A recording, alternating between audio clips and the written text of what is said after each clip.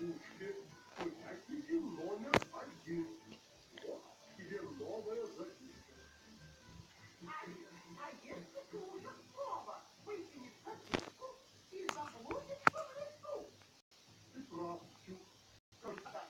Бумажно действовать. Чук-Чук догнал забывчивую куклу, которая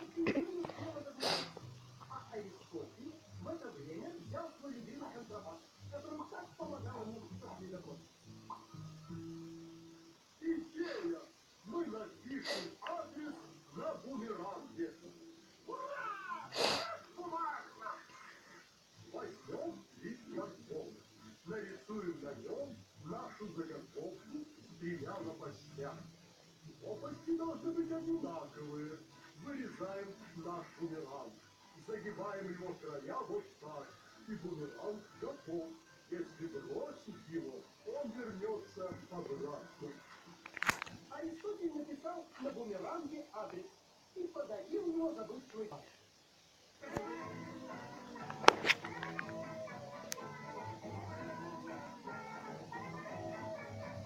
Дорогие друзья, отложите свои гаджеты, отвернитесь от своих компьютеров, приготовьте ножницы, клей и бумагу, потому что начинаются бумажные приключения.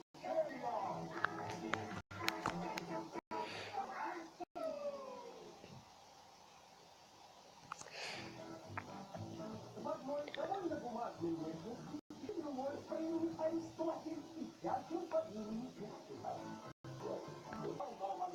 Сегодня нам из далекой бумаги прилетает рисунок. Это очень радостное событие, Чук-Чук. Мы будем гостеприимными хозяевами, как и заведено в бумажном лесу. Друзья были очень взволнованы предстоящим в стране. Здравствуй, Бумба! Приветствуем тебя, дорогой друг, в нашем бумажном лесу. И хотя Аристотель и Чук-Чук предложили Мумбе самые лучшие угощения, которые только были в бумажном лесу, гостю из Хозяевами. Наш гость почти ничего не ест. тут Мумба поспешил объяснить, что он очень доволен приемом, но в бумажнике они едят совсем не упробовали прямо в память. Но, к сожалению, во всем бумажном лесу не было ни одной, даже самой маленькой банановой палочки.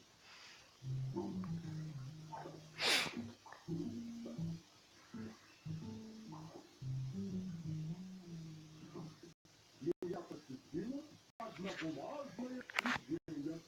Сейчас я прошу вас отправиться спать, а утром мы найдем решение нашей задачи. Мумба и Чук прислушались к совету Аристотеля. Тем более в такое позднее время всем приличным дятлам и лосям уже полагалось быть в кровати. Проснувшись утром, Чук и Мумба вышли.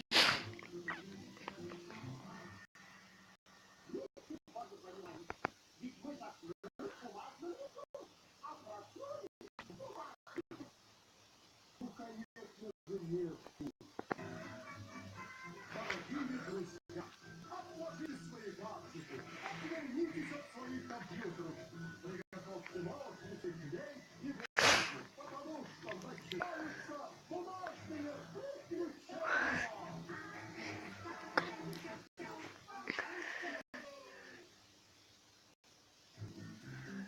В одной довольно бумажной местности жилось по имени Аристотель и дядя по имени Чук-Чук.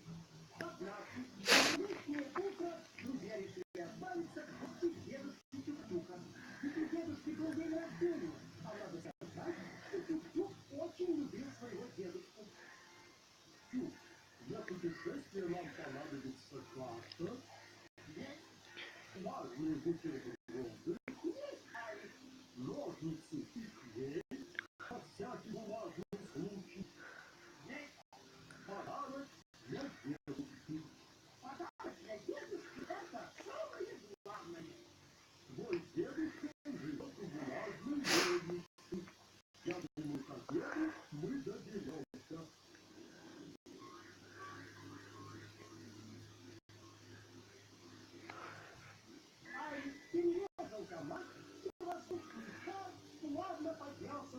теплый лес.